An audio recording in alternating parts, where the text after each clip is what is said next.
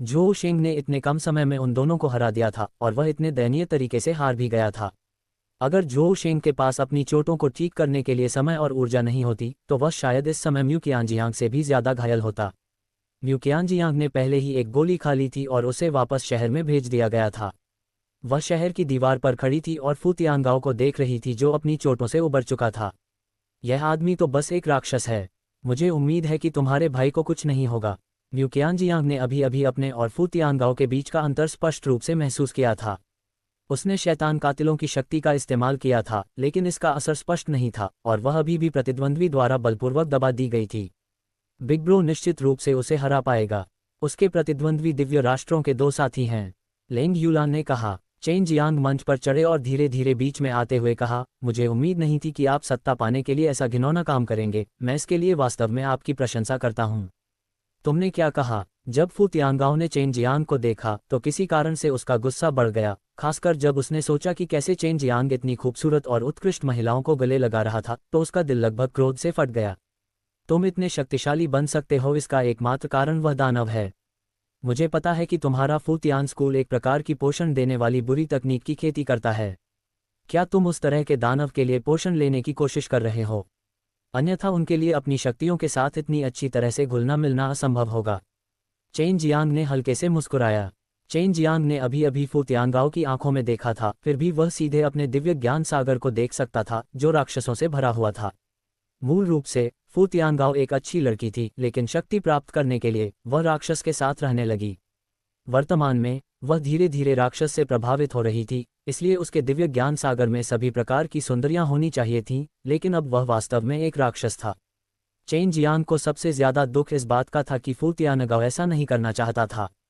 वह अब अपने दिव्य ज्ञान सागर को नियंत्रित नहीं कर सकता था। थोड़ा और बोलो, क्योंकि भविष्य में तुम्हें और कुछ कहने का मौका नहीं मिलेगा। फू तियांगाओ के दोनों हाथ पहले से ही शैतान के पंजे बन चुके थे और जैसे जैसे उसका चेहरा धीरे धीरे काला होता गया, उसकी आंखें अचानक बड़ी होती गईं, आधी इंसान और आधी शैतान बन गईं।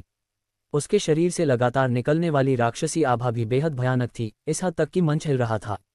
चेन जियांग पहले ही बीच में आ चुका था और हल्के से बोला, ये सही है, भविष्य में आपको मेरी बात सुनने का मौका नहीं मिलेगा क्योंकि आप बहुत जल्द मरने वाले हैं। नरक शैतान सम्राट अब और इंतजार नहीं कर सका और जोर से चिल्लाया, शुरू करो। उसने कई सालों से चेन जियांग को नहीं देखा था और अब वह ये भी देखना चाहता था कि चेन जियांग कितना मजबूत है। बेशक वह चेन जियांग को और भी भयानक मौत मरते देखना चाहता था और फू तियांगाओ के तरीकों से निश्चित रूप से चेन जियांग एक दयनीय मौत मरेगा। चेन जियांग ने पहले हमला नहीं किया बल्कि शांत भाव से अपनी मूल स्थिति में खड़ा रहा। फू तियांगाओ बहुत पहले से गुस्से में था, उसके शरीर को उसके गुस्से ने राक्षस में बदल दिया था। वह एक राक्षस की तरह दहाड़ता हुआ चेन जियांग की ओर बढ़ा, उसके हाथ दो काली तलवारों की तरह थे जो चेन जियांग पर वार कर रहे थे। ये दो पंजे बेहद भयानक थे। मू कियांजियांग और जो शेंग लगभग पंजे के नीचे मर गए। लेकिन अब फू तियांगाओ के हमले और भी ज्यादा भयंकर थे, क्योंकि दर्शक फू तियांगाओ को देख रहे थे जो पागल हो गया था, वे और भी ज्यादा हैरान थे। फू तियांगाओ को हमला करते देख वे लगभग चिल्ला उठे, उन्हें डर था कि चेन जियांग तुरंत मारा जाएगा। नतीजा सबकी उम्मीदों से परे था। इन दो पंजों का सामना करते हुए उसे निश्चित रूप से चकमा देना होगा, लेकिन न केवल चेन जियांग ने ऐसा नहीं किया बल्कि उसने दूसरे पक्ष की हथेलियां पकड़ने के लिए हाथ बढ़ाया। फू तियांगाओ को अचानक बहुत पसीना आने लगा, उसके हाथ जो राक्षसी क्यूई की भारी मात्रा से भरे हुए थे वास्तव में स्थिर हो गए थे और चेन जियांग ने उन्हें कसकर पकड़ लिया था। मरना। चेन जियांग ने अपना दाहिना पैर उठाया और फू तियांगाओ की मोटी कमर की ओर झपटा, जिससे कमर से राक्षस में बदल चुके शरीर को तोड़ दिया। अत्यंत शक्तिशाली फू तियांगाओ ने अभी अभी म्यू कियांजियांग और जो शेंग को आसानी से हरा दिया था, लेकिन उसका शरीर वास्तव में दो टुकड़ों में कट गया था और किसी के पैर से टूट भी गया था। ये चेन जियांग द्वारा संघनित डबल बोन लेवल का दाहिना पैर था और दो शक्तिशाली सांसारिक जानवरों की दिव्य आत्मा भी अंदर विलीन हो गई थी। चेन जियांग ने उल्का अमर शक्ति का उपयोग नहीं किया, उसने केवल अग्नि देवता की ऊर्जा डाली जो 4 अग्नि देवता दिव्य देवता से परिवर्तित होकर उसके पैरों में आई थी। शक्ति को अत्यंत भयानक कहा जा सकता है और दिव्य कवच के बिना उसके लिए विरोध करना असंभव था। तुम तो बस ऐसे ही हो। इस समय चेन जियांग अभी भी फू तियांगाओ के हाथों को पकड़े हुए था। उसने फू तियांगाओ के शरीर के ऊपरी आधे हिस्से को हल्के से उछाला और जमीन पर फेंक दिया। उसका दाहिना पैर आग की लपटों से जल रहा था क्योंकि वह फू तियांगाओ के निचले आधे हिस्से की ओर तेजी से नीचे की ओर बढ़ रहा था। बूम! सभी ने केवल सभी दिशाओं में उड़ती हुई चिंगारियां देखीं और फू तियांगाओ का निचला शरीर पहले से ही लावा में बदल चुका था। इससे सभी को बहुत बड़ा झटका लगा और फू तियानगाओ पहले से ही बहुत डरावना था, लेकिन चेन जियांग उससे भी अधिक शक्तिशाली था क्योंकि उसने तुरंत फू तियानगाओ के शरीर को 2 टुकड़ों में काट दिया। फिर उसने फू तियानगाओ के निचले शरीर पर तब तक रौंदा जब तक कि वह धूल में न बदल गया। इस तरह की ताकत 6 दिव्य देवताओं की शक्ति की तरह बिल्कुल भी नहीं लग रही थी। ये जानना जरूरी था कि फू तियानगाओ की ताकत पहले से ही साधारण 6 दिव्य देवताओं से कहीं ज्यादा थी। म्यू क़ियानज़ियांग और झोउ शेंग दोनों 6 दिव्य देवताओं के उत्कृष्ट दिव्य देवता थे, लेकिन वे फू तियानगाओ के सामने हार कर ही पीछे हट सकते थे। चेन जियांग कितना शक्तिशाली था, कोई भी ये पता नहीं लगा पाया था, लेकिन वहां मौजूद आदि देवताओं को वास्तव में संदेह था कि क्या वे आदि देवता की शक्ति से इतने भयानक चेन जियांग को हरा पाएंगे। तुम फू तियानगाओ दोनों हाथों से जमीन पर रेंगता हुआ आगे बढ़ा। वह लेटकर लड़ना चाहता था, लेकिन चेन जियांग ने उसे सफल नहीं होने दिया। वह कूद गया और जब वह उतरा तो उसके पैर मजबूत ज्वाला शक्तियों में जम गए और फू तियानगाओ के शरीर पर कदम रखा। बूम! चेन जियांग के पैरों के नीचे से आग की एक लहर उठी और सभी दिशाओं में फैल गई। चेन जियांग के इस कदम में बहुत शक्तिशाली अग्नि दिव्य शक्ति का इस्तेमाल किया गया था। आखिरकार यह उसके शरीर का ऊपरी आधा हिस्सा था। फू तियानगाओ के दिव्य ज्ञान सागर के साथ वह इसे एक बार और हमेशा के लिए नष्ट करना चाहता था। मंच धधकती आग से ढका हुआ था, लेकिन ये बहुत जल्दी गायब हो गया, जैसे कि चेन जियांग ने इसे अभी अभी अवशोषित किया हो। फू तियानगाओ पहले ही गायब हो चुका था, लेकिन जमीन पर केवल काली धूल थी। हर कोई सुलगती राख को देख रहा था और कांपने से खुद को नहीं रोक पा रहा था। अभी कुछ देर पहले का भयानक फू तियानगाओ खत्म हो चुका था, तो हमारे बीच बहुत बड़ा अंतर था। ऐसा लगता है कि पिछली बार जब हम प्रतिस्पर्धा कर रहे थे तो वह मेरे साथ सिर्फ खेल रहा था। आश्चर्यचकित लेंग ह्यूलान ने भारी स्वर में कहा। चेन जियांग ये कमीना, अरे ये तो डरावना है। झू रोंग पहले भी चेन जियांग के साथ लड़ चुका था, इसलिए जब उसे याद आया कि हारने पर वह घायल नहीं हुआ था तो उसने खुद को बेहद भाग्यशाली महसूस किया। सबसे ज्यादा चौंकने वाले लोग निश्चित रूप से सर्वोच्च देवता थे जिन्होंने अवरोध को सबसे ज्यादा बनाए रखा था। अभी गु डोंगचेन और अन्य लोग स्पष्ट रूप से महसूस कर सकते थे कि आफ्टरशॉक बेहद शक्तिशाली था। उनके पास केवल 6 दिव्य देवता थे और उन्हें चेन जियांग पर बहुत संदेह था। हालांकि फू तियानगाओ शक्तिशाली था, लेकिन उसकी शक्ति की तीव्रता अभी भी उनकी शक्ति की सीमा के भीतर थी और चेन जियांग बस बहुत भयानक था। उसने नी लिन और डोंग लिजुन को देखा, जिनके चेहरे पर अभी भी अहंकार भरा हुआ था। वे दिव्य राष्ट्रों से आए थे और किसी महान राष्ट्रीय गुरु से भी जुड़े हुए थे। नी लिन, डोंग लिजुन, पहले कौन ऊपर जाएगा? आपको चेन जियांग की ताकत देखनी चाहिए थी। नरक शैतान सम्राट एक पल के लिए हिचकिचाया, फिर कहा, यदि आप उसे हरा नहीं सकते तो भूल जाओ, चेन जियांग उस समय दया नहीं दिखाएगा। चिंता मत करो, जो मरा वह वही था। भले ही मैं, नी लिन, दिव्य राष्ट्रों में बहुत मजबूत नहीं हूं, फिर भी मेरे पास उसे मारने के लिए पर्याप्त से अधिक है। नी लिन मंच पर चढ़ गया। शहर की दीवार पर हर कोई चेन जियांग की शक्ति पर संदेह कर रहा था, लेकिन नी लिन को लगा कि वह उससे ज्यादा शक्तिशाली है। लड़ाई कैसी चल रही है? लॉन्ग जुई जल्दी से दौड़कर आया और म्यू क़ियानज़ियांग को खींचते हुए उसने पूछा, तुम यहाँ क्यों हो? क्या तुम चली गई? म्यू क़ियानज़ियांग ने सिर हिलाया, फिर जल्दी और सरलता से लॉन्ग जुई को युद्ध के बारे में बताया। लॉन्ग जुई ने नी लिन को देखा और कहा, इस आदमी को बीमारी है, देखो लिटिल स्काउंड्रेल बाद में इसे कैसे मौत के घाट उतार देगा। युए ने कहा, नी लिन लड़ाई के चरण में नहीं है, इसलिए मैं चेन जियांग की ताकत को महसूस करने में असमर्थ हूँ। इसके अलावा उसने मारे गए फू तियानगाओ को नीचे देखा, इसलिए उसे लगा कि फू तियानगाओ उतना मजबूत नहीं था। चेन जियांग बीच में खड़ा था और नी लिन को चलते हुए देख रहा था। उसने नी लिन की आंखों में स्थिर होकर देखा और तुरंत देखा कि नी लिन का दिव्य ज्ञान सागर वास्तव में एक दिव्य ज्ञान सागर था जो बिजली से भरा हुआ था। नी लिन का दिव्य ज्ञान सागर, जो विभिन्न रंगों की बिजली से भरा हुआ था, लगातार हिंसक रूप से उछलती समुद्री लहरों पर प्रहार कर रहा था। तो वह थंडर पावर का उपयोग कर रहा था। चेन जियांग ये सब केवल अपने प्रतिद्वंद्वी के दिव्य ज्ञान सागर से देख सकता था। उसने अनुमान लगाया कि नी लिन की बहुत महत्वाकांक्षा नहीं थी और वह केवल अपनी थंडर भगवान शक्तियों को प्रशिक्षित करने पर केंद्रित था। नरक शैतान सम्राट नी लिन की ताकत देखने के लिए उत्सुक था। वह नी लिन के मरने से डरता नहीं था, वह और भी अधिक उत्साहित था, क्योंकि अगर नी लिन मर गया तो दिव्य राष्ट्र निश्चित रूप से अधिक क्रोधित होंगे। शुरू करो। नरक शैतान सम्राट ने नी लिन को बीच में चलते देखा और उत्सुकता से चिल्लाया। नी लिन ने बहुत तेजी से अपना कदम उठाया। उसने अपना हाथ थोड़ा ऊपर उठाया और जल्दी से एक झटका मारा। उसके हाथ में बिजली की एक चमक दिखाई दी और उसने चेन जियांग की ओर एक बिजली का कोड़ा छोड़ा। चेन जियांग को भी उम्मीद नहीं थी कि दूसरे पक्ष के आकस्मिक थप्पड़ इतने तेज होंगे और उनकी ताकत भयावह होगी, जो उन्हें चेहरे पर कोड़े से मार रही थी। फफ! जिस क्षण चेन जियांग के चेहरे पर वार हुआ, उसने महसूस किया कि एक बहुत बड़ी ताकत उसके चेहरे पर वार कर रही है, मानो वह उसे चकनाचूर कर देगी। जब वह बाहर निकला तो उसने मुंह भर खून थूका। चेन जियांग को उड़ा दिया गया। जमीन पर पड़े उसके चेहरे पर कोड़े के निशान थे। उसे उम्मीद नहीं थी कि उसके प्रतिद्वंद्वी का हमला इतना तेज होगा, जिससे वह समय पर तैयार नहीं हो पाया। वह मेरी कल्पना से कहीं ज्यादा कमजोर है। नी लिन ने घृणा से नाक सिकुड़ी। जब उसने बात की तो उसने तुरंत अपने हाथ हिलाए और एक ही समय में दर्जनों बार वार किए, जिनमें से सभी चेन जियांग के शरीर पर लगे। जिस क्षण चेन जियांग जमीन पर लेटा, वह केवल उठना चाहता था, लेकिन वह तुरंत आने वाले दबाव से दब गया। इसके तुरंत बाद उसने महसूस किया कि उसके शरीर पर कई दर्जन भयंकर और हिंसक हमले हुए हैं, जिससे उसने एक बड़ा मुंह खून से भर लिया। प्रतिद्वंद्वी की ताकत वास्तव में बहुत मजबूत थी और उसकी बेहद तेज गति के साथ उसके पास बचाव करने का कोई समय नहीं था। अभी कुछ समय पहले ही चेन जियांग ने फू तियानगाओ को आसानी से मार गिराया था और बहुत ही भयानक ताकत दिखाई थी, लेकिन अब उसे शुरू से ही नी लिन ने बेरहमी से पीटा था। म्यू कियानजियांग ने अपने होंठ काटे और धीरे से कहा, भाई जल्दी से उठो। चेन जियांग को ऐसा लग रहा था जैसे उसे बुरी तरह पीटा गया हो। वह जमीन पर पड़ा था और उठ नहीं पा रहा था। वह तिरस्कार से भरा हुआ जोर से हंसा। इस बार नी लिन ने चेन जियांग को सिर्फ 2 बार कोड़े मारे थे और चेन जियांग पहले ही धुएं में बदल चुका था। इससे नी लिन का माथा ठनका, क्योंकि उसने चेन जियांग को इतनी जल्दी मारने की योजना नहीं बनाई थी। जिस क्षण चेन जियांग धुएं में बदल गया, चेन जियांग के सभी दोस्त चिल्लाने लगे, लेकिन धुएं के उस बादल को एक निश्चित स्थान पर तैरते हुए और चेन जियांग में बदलते हुए देखने के बाद वे सभी शांत हो गए। मैं इतनी आसानी से नहीं मरूंगा। चेन जियांग ने अपने मुंह के कोने से खून पोंछा। उसने अभी अभी क्लाउड स्काई स्कल्पचर का इस्तेमाल किया था। यह उसकी जन्मजात क्षमता थी और इसमें एक बहुत ही अनोखी शक्ति थी।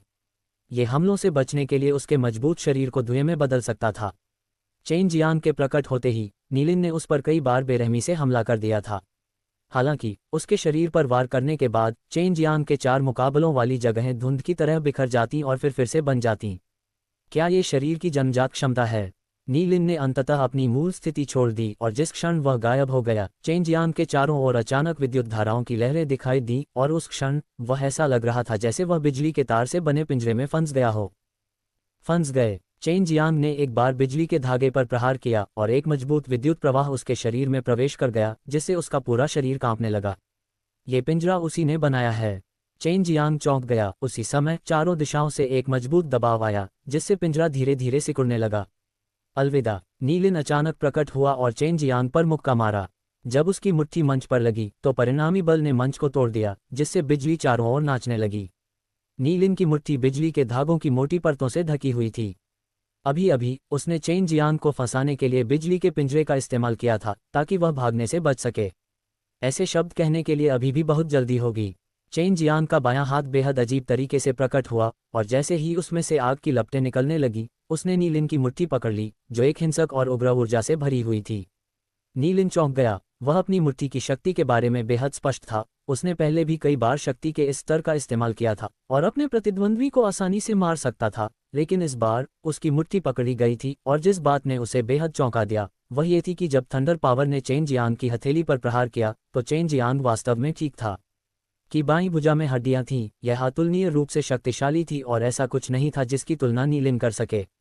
भले ही नी लिन की भुजा में भी हड्डियां थीं, लेकिन ये केवल एक ही हड्डियां थी, जो चेन जियांग की 2 हड्डियों से बहुत दूर थी।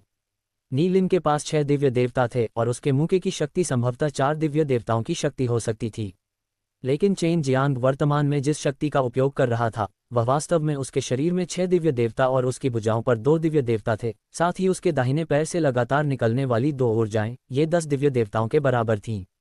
उनमें से 4 हड्डियां थीं जिन्हें साधना अभी भी मुश्किल था। चेन जियांग ने अचानक अपनी ताकत बढ़ा दी, जिससे नी लिन की मुट्ठी मुट्ठी में बंद हो गई। नी लिन का चेहरा अचानक विकृत हो गया। अचानक दर्द कुछ ऐसा था जिसे वह सहन करने के लिए तैयार नहीं था। नी लिन दर्द से चिल्लाया। उसकी मुट्ठी वास्तव में चेन जियांग द्वारा कुचल दी गई थी। खून बह रहा था। हर कोई यह महसूस कर रहा था कि उनके सिर सुन्न हो गए हैं। आखिर यह किस तरह की शक्ति थी जो किसी दूसरे व्यक्ति की मुट्ठी को जबरदस्ती तोड़ सकती थी? और नी लिन ने जो भयावह शक्ति छोड़ी थी, उसे वास्तव में चेन जियांग की एक भुजा ने रोक दिया था।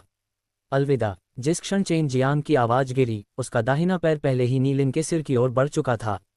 नी लिन का सिर गायब था। वह जमीन पर गिर गया। उसकी गर्दन अभी भी धुआं उगल रही थी। जाहिर है उसका सिर झुलसती ऊर्जा से धुल गया था।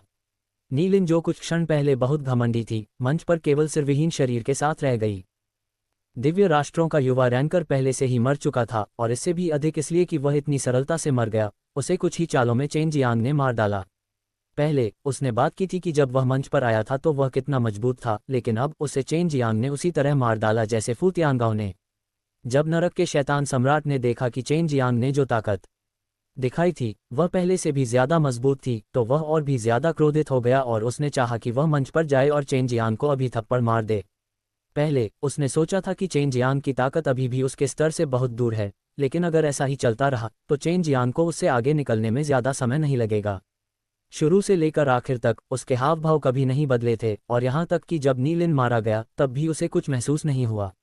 ऐसा लग रहा था कि नीलिन की मौत ने उसे चेन जियांग की ताकत को नई रोशनी में देखने की अनुमति नहीं दी थी, और इस समय वह चेन जियांग को पहले की तरह ही तिरस्कार की अभिव्यक्ति के साथ देख रहा था। डोंग लिजुन, तुम ही बचे हो। तुम ज्वार को मोड़ सकते हो या नहीं, ये तुम पर निर्भर करता है। नरक शैतान सम्राट ने कहा कि अगर वह यहाँ प्रतियोगिता हार गया तो न केवल उसे शेन युआन पत्थर नहीं मिलेगा, बल्कि वे लंबे समय तक परेशानी भी नहीं पैदा कर पाएंगे। हालांकि डोंग लिजुन ने नीलिन की तरह अहंकार से बात नहीं की, लेकिन वह और भी अधिक अहंकारी लग रहा था। जब नरक शैतान सम्राट उससे बात कर रहा था तो उसने उसे एक नज़र भी नहीं बख्शा और वह आलसी होकर मंच पर चला गया। उसकी नज़र में लड़ाई महत्वपूर्ण नहीं थी, उसने उसे अपनी नज़र में भी नहीं रखा।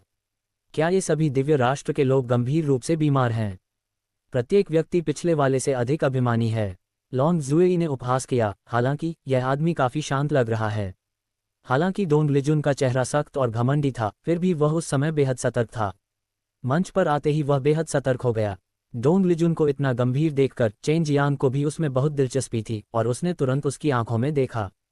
डोंग लिजुन का दिव्य ज्ञान सागर तुरंत प्रकट हुआ और उसे आश्चर्य हुआ कि डोंग लिजुन के दिव्य ज्ञान सागर के अंदर कुछ भी नहीं था। चेन जियांग ने दिव्य इंद्रिय सागर बहुत देखा था, इसलिए अगर वह बहुत सारे अजीब दिव्य इंद्रिय सागर भी देखता तो उसे आश्चर्य नहीं होता। लेकिन इस बार इस दिव्य इंद्रिय सागर को देखकर, जो वास्तव में समुद्र जैसा था, वह बहुत हैरान हुआ। ऐसा इसलिए था क्योंकि ये दिव्य इंद्रिय सागर उससे बहुत मिलता जुलता था और उसका दिव्य इंद्रिय सागर भी वैसा ही दिखता था। बस एक अतिरिक्त द्वीप था और उसकी दिव्य आत्मा भी उस द्वीप पर थी। मैं इसे बिल्कुल नहीं देख सकता। क्या ऐसा हो सकता है कि उसके पास दिव्य ज्ञान सागर के असली चेहरे को छिपाने की क्षमता है? चेन जियांग अपने दिल में बहुत संदिग्ध था। अगर ऐसा नहीं था तो उसे लगा कि यह डोंग लिजुन उसके जैसा ही हो सकता है, जो एक रहस्यमय द्वितीय दिव्य ज्ञान सागर को छिपा रहा है। डोंग लिजुन सीधे मंच के केंद्र में नहीं गया, बल्कि चेन जियांग के चारों ओर चला गया। वह वास्तव में मंच के नीचे चेन जियांग का निरीक्षण कर रहा था और फिर मंच पर टूटे हुए हिस्सों को देखा। हालांकि नीलिन बहुत घमंडी है, उसके पास एक निश्चित स्तर की ताकत है। उसके पास खुद 6 दिव्य देवता और 1 हड्डियां हैं, फिर भी वह इतनी आसानी से मर गया। डोंग लिजुन ने हल्के से कहा, जिस क्यूई में आप भाग ले रहे हैं उससे आपको हड्डियों की शक्ति का उपयोग करना चाहिए। डोंग लिजुन आखिरकार बीच में आ गया था। इसका मतलब था कि वह पहले से ही तैयार था, और भले ही नरक शैतान सम्राट चिल्ला रहा था, शुरू करो, डोंग लिजुन और चेन जियांग ने कोई कदम नहीं उठाया। दूसरे शब्दों में, आपके पास 3 हड्डियां हैं। चेन जियांग ने भौहें सिकुड़ी। नीलिन से अलग, हालांकि वह सतह पर घमंडी दिखता था, लेकिन वह वास्तव में अपने काम करने के तरीके में बहुत सतर्क था। ऐसा लग रहा था कि यह उसकी आदत थी, चाहे प्रतिद्वंद्वी कोई भी हो, वह पहले प्रतिद्वंद्वी की ताकत की जांच करता था। डोंग लिजुन चेन जियांग की ताकत को बाहर से महसूस करने में असमर्थ था, इसलिए वह चेन जियांग की ताकत का सही अंदाजा नहीं लगा पाया। हालांकि मंच पर आने के बाद उसे एक मोटा अनुमान था कि उसे अपने प्रतिद्वंद्वी पर ध्यान देने की आवश्यकता होगी। मेरे पास कितनी हड्डियां हैं यह महत्वपूर्ण नहीं है, महत्वपूर्ण बात यह है कि मैं तुम्हें हरा सकता हूं। डोंग लिजुन ने एक गहरी सांस ली। एक सुनहरी रोशनी अचानक उसकी आंखों के सामने चमक उठी और वे तुरंत सोने में बदल गईं। चेन जियांग कुछ कदम पीछे हट गया। ऐसा लग रहा था जैसे डोंग लिजुन एक बिल्कुल अलग व्यक्ति बन गया था। उसके शरीर की ताकत कई गुना बढ़ गई थी। वह जो दबाव छोड़ रहा था वह मंच को तोड़ने के लिए पहले से ही काफी था, जिससे ईंटें टूट गईं। यह आखिर क्या हो रहा है?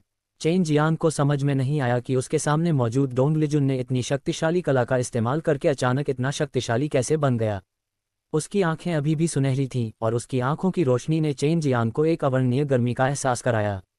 गंभीर रहो। एक झटके में वह चेन जियांग के पास पहुंचा और उसके बाएं हाथ पर लात मारी।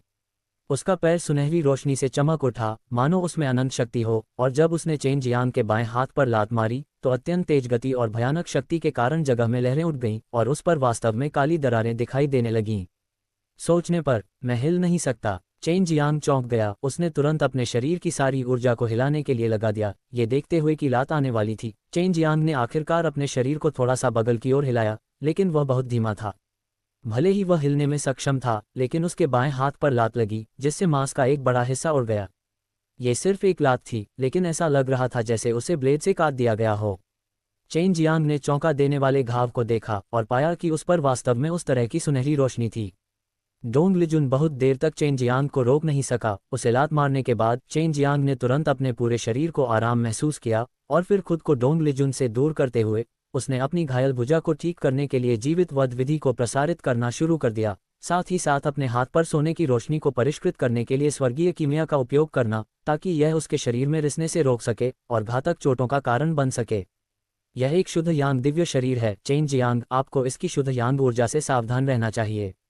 शैतान को मारने वाले स्वर्गीय भगवान ने अचानक चिल्लाया, ये शक्ति एक तेज ब्लेड की तरह है। अगर यह शरीर में प्रवेश करती है तो यह अंगों को टुकड़ों में पीस सकती है। चेन जियांग को शुद्ध यांग दिव्य शरीर की थोड़ी सी भी समझ नहीं थी, लेकिन इस शक्ति की विशेषताओं को जानने के बाद वह मन ही मन घबरा गया। अगर उसने अभी उस शक्ति को परिष्कृत नहीं किया होता तो वह निश्चित रूप से उसके शरीर में घुसपैठ कर लेती और वहां तबाही मचा देती। इसके परिणाम अकल्पनीय थे। इस तरह की शक्ति में सुन्न करने की शक्ति होती है। ये शरीर में प्रवेश करते समय दर्द महसूस करने से रोकती है, लेकिन ऐसा क्यों है कि जैसे ही यह शरीर में प्रवेश करती है मांसपेशियां कसती नहीं हैं और यह सीधे प्रवेश कर जाती है। ये बहुत भयानक है। चेन जियांग ने डोंग लिजुन को देखा जो वर्तमान में ठंडी हंसी हंस रहा था और उसके दिल में अभी भी डर था। उसने अपने हाथ पर पड़े मांस के टुकड़े को देखा जिसे बाहर निकाल दिया गया था। वास्तव में उस शक्ति ने उसे तरल पदार्थ में बदल दिया था। ये देखा जा सकता था कि डोंग लिजुन ने अभी अभी ब्लेड जैसी शुद्ध यांग दिव्य शक्ति का हल्का फुल्का ही इस्तेमाल किया था। इस समय चेन जियांग पर पहले से ही उस शक्ति का साया था।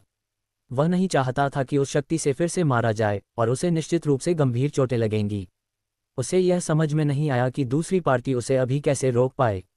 ये फिर से यहाँ है। जैसे ही चेन जियांग इस बात पर विचार कर रहा था कि वह कैसे जम गया था, उसने एक बार फिर महसूस किया कि उसका शरीर हिलने में असमर्थ है। ये वास्तव में मेरे अपने शरीर के भीतर की शक्ति के कारण होता है। मेरे शरीर के भीतर की शक्ति वास्तव में उसके द्वारा नियंत्रित होती है। चेन जियांग का चेहरा आश्चर्य से भर गया। उसने डोंग लिजुन की ओर देखा जो दूर खड़ा था और उसने देखा कि डोंग लिजुन आत्मसंतुष्ट होकर मुस्कुरा रहा था, लेकिन वह अचानक गायब हो गया था। चेन जियांग घबरा रहा था। इस डोंग लिजुन ने पहले ही हमला कर दिया था और अभी वह डोंग लिजुन से आने वाली भयानक शुद्ध यांग ऊर्जा को महसूस कर सकता था। वह केवल मेरे दिव्य ज्ञान सागर के भीतर की शक्ति को नियंत्रित करता है। मैं अंदर 6 लोगों की शक्ति का उपयोग नहीं कर सकता। चेन जियांग ने तुरंत दिव्य ज्ञान सागर में लौटने के लिए 6 लोगों की शक्ति को नियंत्रित किया। मूल रूप से किसी भी क्षण बहुत मजबूत शक्ति के साथ विस्फोट करने के लिए 6 लोगों की शक्ति उसके अंगों और हड्डियों में इकट्ठा हो जाती थी। वह जम गया था क्योंकि कोई नहीं जानता था कि इन 6 लोगों की शक्तियों को डोंग लिजुन द्वारा नियंत्रित किया जाता था। 6 लोगों की शक्ति वापस लेने के बाद चेन जियांग के पैर फिसल गए और उसने सिकुड़ते कदम को सक्रिय कर दिया। पलक झपकते ही वह पहले से ही मंच के किनारे पर था, डोंग लिजुन के तेज मुके से बचता हुआ जो शुद्ध यांग दिव्य आत्मा के साथ बनाया गया था। इतना करीब। अगर मेरी प्रतिक्रिया थोड़ी धीमी होती तो मुझे आश्चर्य होता कि मेरे साथ क्या होता। मुझे आश्चर्य है कि क्या स्वर्गीय हाथियों को पालने की मेरी कला इस आदमी की शुद्ध यांग ऊर्जा को रोकने में सक्षम होगी।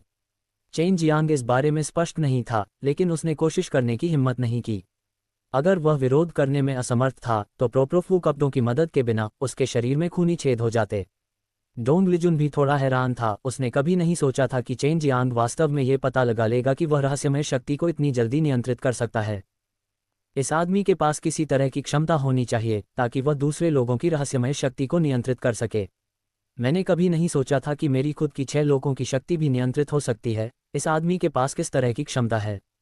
कोई आश्चर्य नहीं कि वह खुद पर इतना आश्वस्त था। उसके पास शुद्ध यांग दिव्य शक्ति और दूसरे लोगों की रहस्यमय शक्ति को नियंत्रित करने की इस क्षमता के साथ भले ही उसके खिलाफ 9 दिव्य देवता हों, वे शायद 30 चालों से आगे नहीं बच पाएंगे। चेन जियांग डोंग लिजुन की आंखों में देखता रहा। दूसरे पक्ष के दिव्य ज्ञान सागर को स्पष्ट रूप से देखना चाहता था, लेकिन उसे कोई लाभ नहीं हुआ। क्या तुम सिर्फ अपने शारीरिक शरीर की ताकत का इस्तेमाल करने की योजना बना रहे हो? डोंग लिजुन ने व्यंग्य करते हुए कहा, इसका मतलब है कि तुम्हें अपने 6 दिव्य देवताओं को त्यागना होगा और मुझसे लड़ने के लिए सिर्फ अपने शरीर का इस्तेमाल करना होगा। क्या तुम्हें लगता है कि तुम्हारे जीतने का कोई मौका है? 6 दिव्य देवता मौलिक थे। यदि कोई 6 दिव्य देवता या दिव्य इंद्रिय सागर की शक्ति का उपयोग नहीं करता तो उनकी शक्ति बहुत सीमित हो जाती और भले ही चेन जियांग के पास हड्डियां हों, ये बेकार होगा। मुझे देखने दो कि तुम कितनी देर तक टिक सकते हो। उसकी हथेली शुद्ध यांग ऊर्जा की भयानक किरणों की लहरों के साथ फट गई, जिसने चेन जियांग की दिशा को पूरी तरह से ढक दिया। मंच से भागने के अलावा चेन जियांग बिल्कुल भी नहीं बच सकता था, और 6 लोगों की शक्ति का उपयोग करके वह स्तर तुरंत जम जाएगा, जिससे यह और भी खतरनाक हो जाएगा।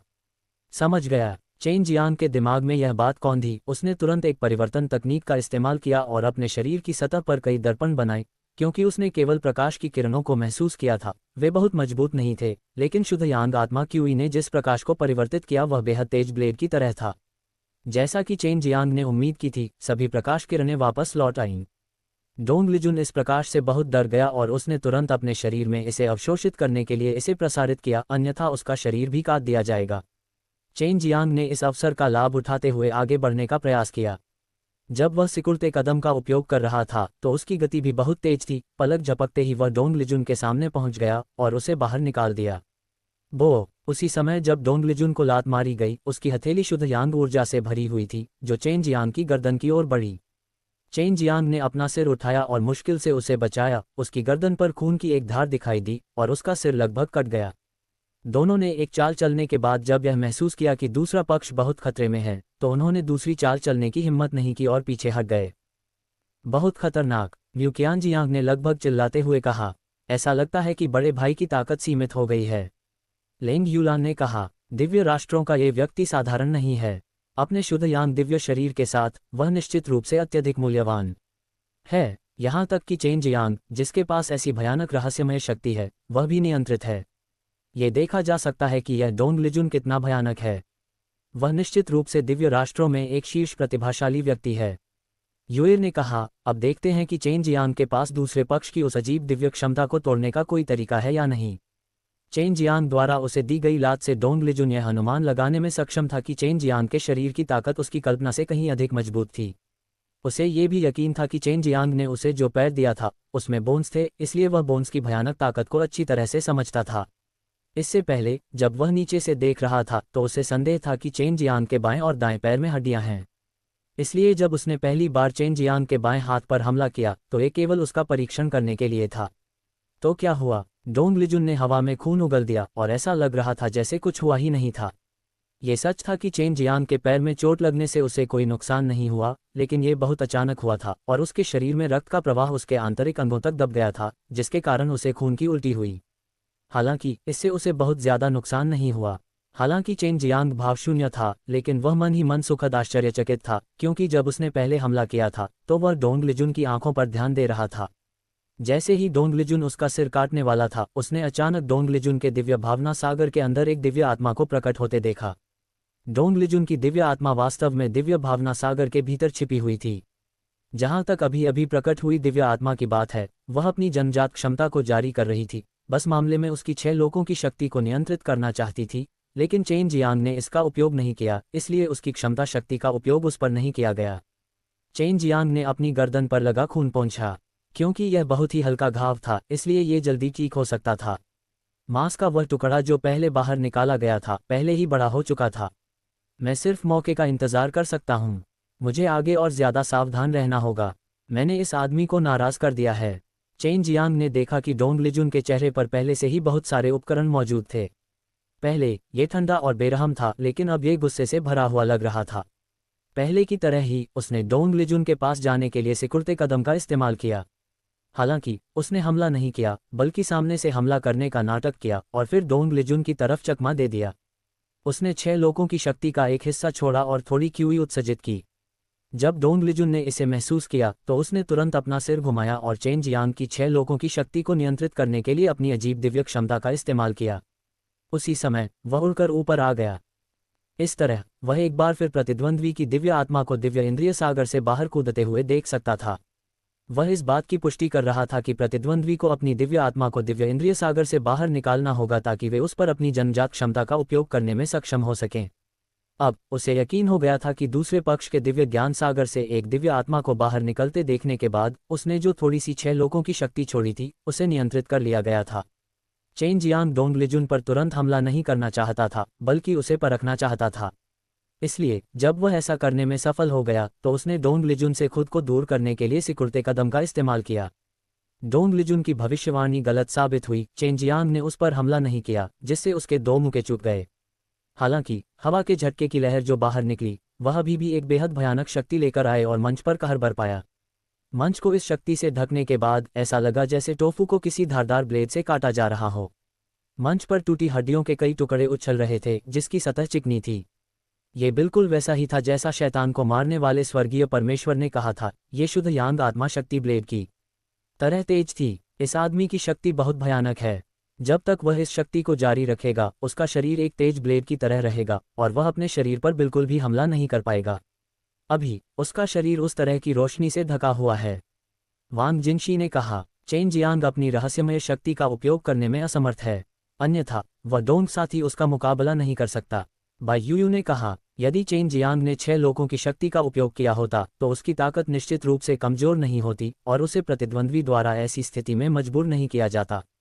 शैतान को मारने वाले स्वर्गीय भगवान के पक्ष के विशेषज्ञ भी युद्ध को देखकर डर से कांप रहे थे। अगर उन्हें शुद्ध यांग दिव्य आत्मा से बचाने के लिए कोई बाधा नहीं होती तो एक बार जब वे उड़ जाते तो निश्चित रूप से बहुत नुकसान पहुंचाते। वे चेन जियांग का मार्गदर्शन भी नहीं कर सकते थे क्योंकि अनुबंध के तहत उनसे यही अपेक्षित था। हम इस बार इसे खत्म कर सकते हैं। डोंग लिजुन भी इसे लंबा नहीं खींचना चाहता था। उसके दिल में पहले से ही चेन जियांग के प्रति थोड़ा डर था क्योंकि चेन जियांग उसके लिए एक शक्तिशाली दुश्मन था।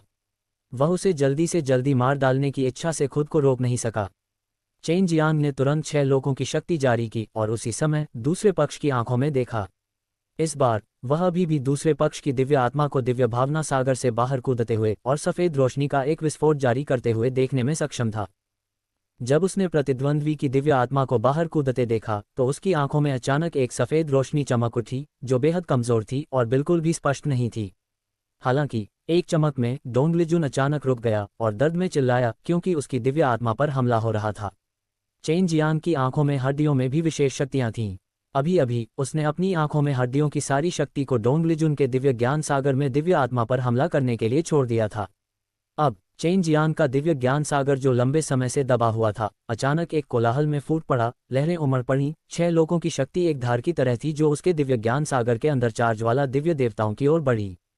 ज्वाला को दिव्य देवता ने ज्वाला शक्ति में बदल दिया जिसके बाद यह उसके बाएं हाथ और दाहिने पैर में प्रवाहित हुई जिसमें दोहरी हड्डी का स्तर था। डोंग लिजुन चेन जियांग की 6 लोगों की शक्ति को दबाने में असमर्थ था। वह जानता था कि वह खतरे में होगा और उसकी दिव्य आत्मा पर हमला होने से उसे अंतहीन दर्द होगा। हालांकि उसने फिर भी अपने पूरे शरीर को ढकने के लिए एक बहुत मजबूत शुद्ध यांग ऊर्जा जारी की। चेन जियांग की मुट्ठी सीधे उसकी मुट्ठी पर नहीं लगी। ये डोंग लिजुन के चेहरे से 5 से 6 इंच की दूरी पर रुक गई, लेकिन इसने बल का एक मजबूत विस्फोट जारी किया जिससे धरती को हिला देने वाला विस्फोट हुआ और हिंसक अग्नि ऊर्जा उसकी मुट्ठी से एक ज्वलंत लाल झरने की तरह फट गई जो डोंग लिजुन के चेहरे की ओर बढ़ रही थी। डोंग लिजुन के पूरे सिर पर इतनी जोर से चोट लगी कि वह टेढ़ा हो गया और उसके मुंह के सभी दांत और हड्डियां टूट गईं। मुक्का मारने के बाद उसने डोंग लिजुन के पेट पर लात मारी जिससे उल्का की अमर शक्ति फट गई और एक खूनी छेद बन गया। डोंग लिजुन के शरीर की रक्षा करने वाली शुद्ध यांग ऊर्जा की परत पहले ही शॉकवेव से बिखर चुकी थी। चेन जियांग की मुट्ठियां डोंग लिजुन के सिर पर हिंसक प्रहार करती रहीं। इस समय दूसरे पक्ष का पूरा सिर दयनीय स्थिति में था। नरक शैतान सम्राट ने देखा कि डोंग लिजुन को पीट पीट कर मार डाला जाने वाला था और उत्सुकता से कहा, चेन जियांग, वह दिव्य राष्ट्रों के लिए सबसे महत्वपूर्ण व्यक्ति है। तो क्या हुआ? चेन जियांग की मुट्ठी में आग की लपटें उठीं जैसे उसने कुछ दिव्य देवता और हड्डियां संघनित की हों। ये डोंग लिजुन की छाती पर लगी और उसके प्रतिद्वंद्वी के शरीर के ऊपरी आधे हिस्से को धूल में बदल दिया। चेन जियांग कई बार लगभग मारा जा चुका था, इसलिए वह निश्चित रूप से दयावान नहीं होगा। हालांकि जब वह मंच पर आया तो दूसरा पक्ष पूरी तरह से तैयार नहीं था, लेकिन अब उसकी बारी नहीं थी। एक शुद्ध यांग दिव्य शरीर इतनी भयानक शुद्ध यांग ऊर्जा जारी कर सकता था, लेकिन फिर भी इसे चेन जियांग द्वारा नष्ट कर दिया गया।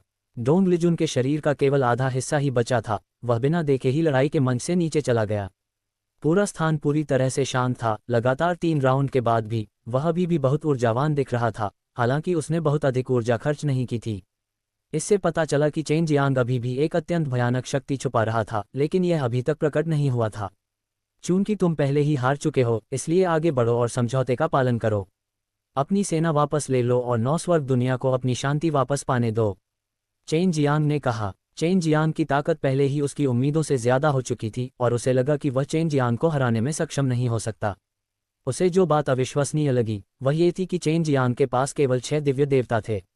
इतनी जल्दी खुश मत हो जाओ। चेन जियांग ने दिव्य राष्ट्र के 2 उत्कृष्ट लोगों को मार डाला है, वह सिर्फ दिव्य राष्ट्रों के आने का इंतजार कर रहा है, शायद वह तुम लोगों को इसमें घसीट ले।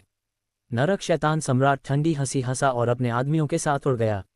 ये देखकर कि नरक का शैतान सम्राट चला गया है, शहर की दीवार पर खड़े दर्शकों ने तुरंत जयकारे लगाए।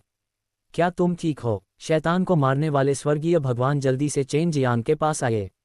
चेन जियांग ने अपना सिर हिलाया और मुस्कुराते हुए कहा, एक और राउंड, कोई समस्या नहीं होनी चाहिए। वह आदमी अभी बहुत खतरनाक था और लगभग उसके हाथों मर गया था। दंडनीय स्वर्गीय देवता ने कहा, उस आदमी के पास हड्डियां भी होनी चाहिए। उसके शुद्ध यांग दिव्य शरीर के साथ, इसीलिए वह इतना शक्तिशाली है। भले ही मैं उसके खिलाफ जाऊं, मुझे सावधान रहना होगा, अन्यथा उसके लिए मुझे मारना बहुत आसान हो जाएगा। बहुत सारे शुद्ध यांग दिव्य शरीर नहीं होने चाहिए, है ना? चेन जियांग पर पहले से ही इस तरह की शक्ति का साया था, सौभाग्य से यह पहले ही उसके द्वारा बुझा दिया गया था। नौस्वर्गिक दुनियाएं बहुत कम हैं, उनमें से लगभग कोई भी नहीं है। हालांकि मुझे इस बारे में निश्चित नहीं है, लेकिन डोंग लिजुन ने अपनी शुद्ध यांग ऊर्जा का काफी अच्छा उपयोग किया है। वह स्पष्ट रूप से निर्देशित हो रहा है। मुझे डर है कि उसके पास अभी भी अधिक है। शैतान को मारने वाले स्वर्गीय भगवान ने कहा, हमें अभी भी सावधान रहना होगा और दिव्य राष्ट्रों पर नजर रखनी होगी। हमें उम्मीद है कि दिव्य राष्ट्रों और अन्य लोगों के आंतरिक मामले अधिक से अधिक अराजक हो रहे हैं। चेन जियांग ने अपनी मुट्ठियां कस लीं और सोचा, दिव्य राष्ट्रों, मुझे उनके आंतरिक संघर्ष के शांत होने से पहले और अधिक मजबूत बनना होगा। अन्यथा जब उनके जैसे विशाल प्राणियों का सामना करना पड़ता है तो मेरे पास जवाबी हमला करने की ताकत भी नहीं होती है। उसे तैयारी के लिए कितना समय बचा है, उसे पक्का पता नहीं था। उसे बस इतना पता था कि भविष्य में उसे कड़ी मेहनत करनी होगी। नरक शैतान सम्राट पहले ही सेना लेकर चला गया था। उस समय न केवल नरक शैतान सम्राट और गु डोंगचेन अनुबंध पर सहमत हुए, बल्कि राक्षस सेना के प्रभारी बुजुर्गों ने भी भाग लिया, ताकि नरक शैतान सम्राट को बेशर्म होने से रोका जा सके। चेन जियांग 100 फूलों के मंडप में वापस आ गया और सीधे अपने कमरे में आराम करने चला गया। चेन जियांग और अन्य लोग इस बात से बिल्कुल भी हैरान नहीं थे कि उसने 3 राउंड जीत लिए थे। ऐसा इसलिए था क्योंकि जिस चेन जियांग से वे परिचित थे, वह उनमें से एक था। इस प्रतियोगिता के बाद बहुत से लोग जो हमेशा सोचते थे कि उनके पास कुछ शक्ति है, उनके दिलों में डर पैदा हो गया, क्योंकि दिव्य राष्ट्रों की ताकत वाकई डरावनी थी। 6 दिव्य देवताओं के लोग पहले से ही इतने शक्तिशाली थे और उनमें से चेन जियांग को छोड़कर कोई भी नी लिन को नहीं हरा सकता था। यहाँ तक कि गु डोंगचेन और अन्य लोगों को भी दिव्य राष्ट्र की ताकत की पूरी समझ थी। दिव्य राष्ट्र के कुलीन विशेषज्ञ वास्तव में भयानक थे। अगर वे एक ही स्तर पर होते तो उनके लिए उसे हराना मुश्किल होता। इसलिए मैच के बाद आए लोग सभी बहुत भारी थे, खासकर बड़ी शक्तियों के शिष्य। अगर चेन जियांग आज मौजूद नहीं होता तो वे निश्चित रूप से हार जाते। इस समय सभी के मन में चेन जियांग जैसा ही विचार था। अगर भविष्य में 9 स्वर्ग की दुनिया सुपर गॉड दायरे को निगल जाए और सभी दिव्य राष्ट्रों का आंतरिक संघर्ष शांत हो जाए, तो उनके पास कुछ भी करने के लिए पर्याप्त ताकत नहीं होगी और वे केवल खुद को दिव्य राष्ट्रों द्वारा खाए जाने की अनुमति दे सकते हैं। हालांकि चेन जियांग ने बहुत ज्यादा ऊर्जा खर्च नहीं की थी और वह बहुत थका हुआ भी नहीं था, फिर भी उसे अपने दिमाग से एक थकावट महसूस हुई। यह एक बहुत बड़ा दबाव था। वास्तव में नी लिन और डोंग लिजुन को मारने का मतलब था कि कुछ ही समय बाद दिव्य राष्ट्रों की शक्तिशाली शक्ति बदला लेने के लिए उसकी तलाश में आएगी। अगर उसके पास प्रतिरोध करने के लिए पर्याप्त ताकत नहीं थी तो न केवल उसे जीवन से बल्कि उसके आसपास के लोगों से भी खतरा होगा। मैं और अधिक शक्तिशाली बनना चाहता हूँ। आराम करने के बाद मैं अपनी साधना शुरू करूंगा। चेन जियांग ने अपनी आंखें बंद कर लीं और खुद को ध्यान की अवस्था में प्रवेश करने दिया। चेन जियांग ने थोड़ी देर के लिए ही आराम किया था। उसे लगा कि इसमें लगभग 2 घंटे ही लगेंगे, लेकिन अचानक यान जिलान ने उसे जगा दिया। चेन जियांग, कुछ बड़ा हुआ है। जियानिक्सियन और बाकी लोगों को ले जाया गया। एक बार जब यान जिलान अंदर आया तो उसने चेन जियांग के कंधे को पकड़ लिया और उसे हिला दिया। जब चेन जियांग ने सुना कि जू जियानिक्सियन के दिमाग में कुछ है तो उसने तुरंत अपनी आंखें खोल दीं। उसे कौन ले गया? चेन जियांग चिल्लाया। वह बेहद गुस्से में था। उसे देखकर ऐसा लग रहा था जैसे वह नरसंहार शुरू करने के लिए तैयार था। कुछ लोग अचानक उसके दिमाग में आए, जैसे कि नरक शैतान सम्राट और फूतियान स्कूल। दिव्य राष्ट्र, यान जिलान ने कहा, बहन किलियन और बाकी लोग पहले ही पकड़ चुके हैं। वे सभी बहुत शक्तिशाली हैं। वे हमारे सैकड़ों फूलों के गांव की व्यूह रचना को तोड़ने में कामयाब रहे, सीधे जियानिक्सियन और अन्य लोगों की जागीर पर हमला किया, उन्हें एक भंडारण जादुई खजाने में बंद कर दिया जो मानव होने का दिखावा कर सकता है, और फिर भाग गए। क्या तुम जानते हो कि ये दिव्य राष्ट्र कौन है? चेन जियांग ने खुद से कहा कि जितना संभव हो सके उतना शांत हो जाओ। इस बार दिव्य राष्ट्रों ने कोई नुकसान नहीं पहुंचाया, बल्कि सीधे उसे पकड़ लिया, एक उद्देश्य को ध्यान में रखते हुए। वे सीधे उस जागीर पर पहुंचे जहां जू जियानिक्सियन और अन्य लोग थे और उनकी सभी लोहार टीमों को ले गए। ये दिव्य कड़ाही राष्ट्र है। उसके चेहरे पर भाव देखकर यह स्पष्ट था कि वह जू जियानिक्सियन और अन्य लोगों को वापस नहीं लाई थी। उसका चेहरा अपराध बोध से भरा हुआ था और उसके पीछे फेंग यूजी, लॉन्ग हुईशान और जियू हनरू थे। जू जियान चेन जियांग की पत्नी थी, जो बचपन से ही उससे प्यार करती थी। उनके बीच बहुत गहरा रिश्ता था और अब जब वे पकड़े गए थे तो लू किलियन, जिसने जू जियान और अन्य लोगों की रक्षा करने का वादा कई बार चेन जियांग से किया था, इस समय बहुत दोषी महसूस कर रहा था और उसका सिर झुक गया था। तुम्हें कैसे पता चला कि ये दिव्य कड़ाई राष्ट्र था? चेन जियांग ने गहरी सांस ली, अपनी भावनाओं को दबाने की पूरी कोशिश की। जो लोग उन्हें ले गए वे कई महिलाएं थीं। जब हम उनका पीछा कर रहे थे तो उनमें से एक ने मुझसे कहा, वे सभी बहुत ताकतवर हैं और हम उनके मुकाबले में बिल्कुल भी नहीं हैं। हालांकि उन्होंने हम पर हमला नहीं किया, बल्कि हमसे कहा कि अगर हम जियानिक्सियन और अन्य लोगों को बचाना चाहते हैं तो हमें सुराग खोजने के लिए दिव्य कड़ाही राष्ट्र में जाना चाहिए। लव किलियन ने कहा, तुम कब जाने की योजना बना रहे हो? मैं तुम्हारे साथ चलूंगा। मैं भी जाऊंगा। जियू हनरू ने कहा, मुझे 9 देवताओं के राष्ट्र की कुछ समझ है और मेरी ताकत भी कम नहीं है। कोई ज़रूरत नहीं, यूइर और मैं अब जाएंगे। वर्तमान स्थिति को देखते हुए सैकड़ों फूलों का गांव तुम दोनों को नहीं भूल सकता। चेन जियांग ने कुछ देर सोचा, फिर कहा, किलियान, जल्दी से वापस जाओ और अपने सैकड़ों फूलों के गांव की महिलाओं को शांत करो ताकि उन्हें घबराहट न हो।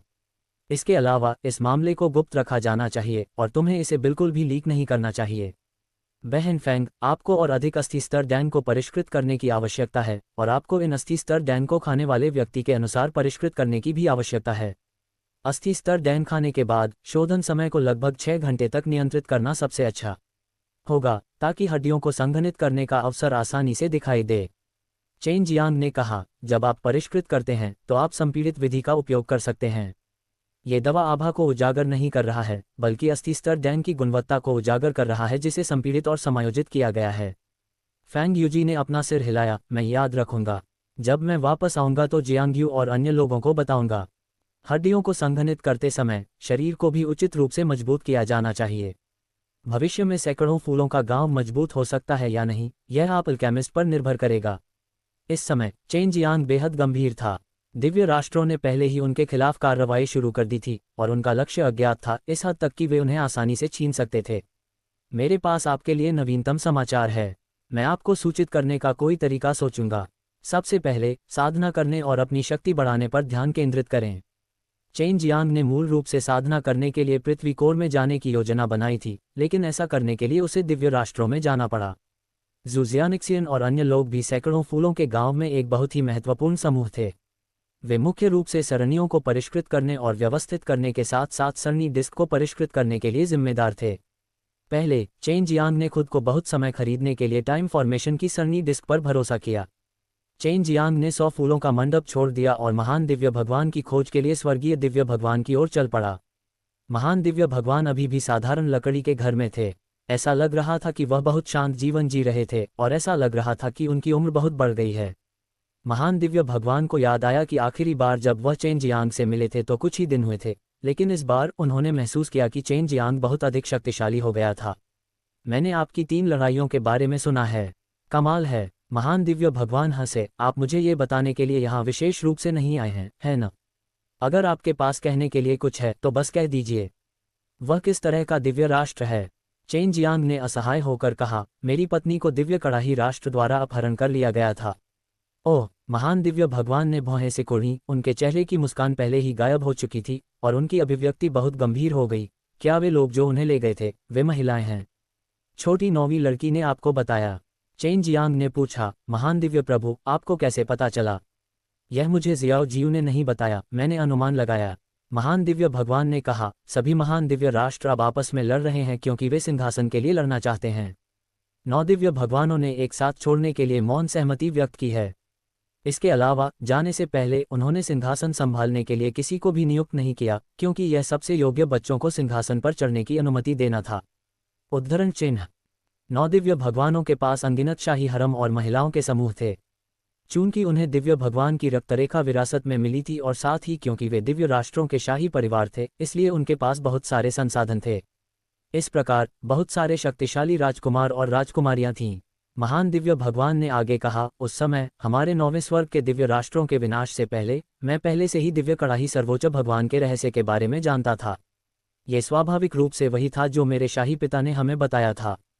इसे दिव्य कड़ाही राष्ट्र इसलिए कहा जाता था क्योंकि दिव्य कड़ाही सर्वोच्च भगवान ने एक बहुत ही रहस्यमयी कड़ाही प्राप्त की थी। बेशक जिस कड़ाही को उसने दूसरों को दिखाया था वह एक ऐसी कड़ाही है जिसे उसने खुद परिष्कृत किया है। हालांकि यह बहुत मजबूत भी है, फिर भी यह उस कड़ाही से बहुत कमतर है जिसे उसने रहस्यमय तरीके से प्राप्त किया था। उस समय मेरे शाही पिता ने उसके साथ एक गुप्त युद्ध किया था। उस समय दूर के तारों वाले आकाश में उन दोनों के अलावा इस मामले के बारे में किसी और को पता नहीं था।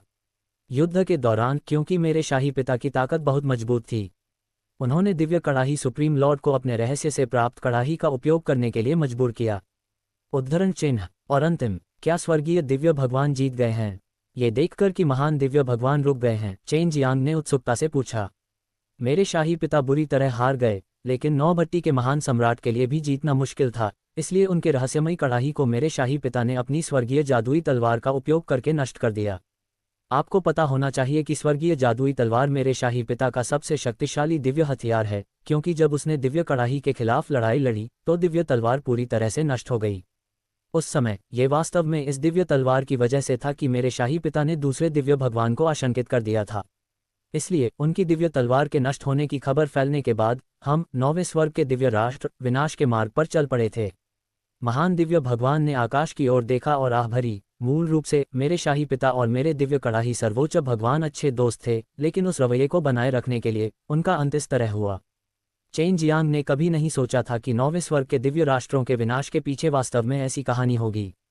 क्योंकि कड़ाही नष्ट हो गई थी, दिव्य कड़ाही के सर्वोच्च भगवान ने अपने दिल में नफरत पैदा कर ली और मुझे स्वर्गीय जादुई तलवार के नष्ट होने के बारे में बताया, है ना?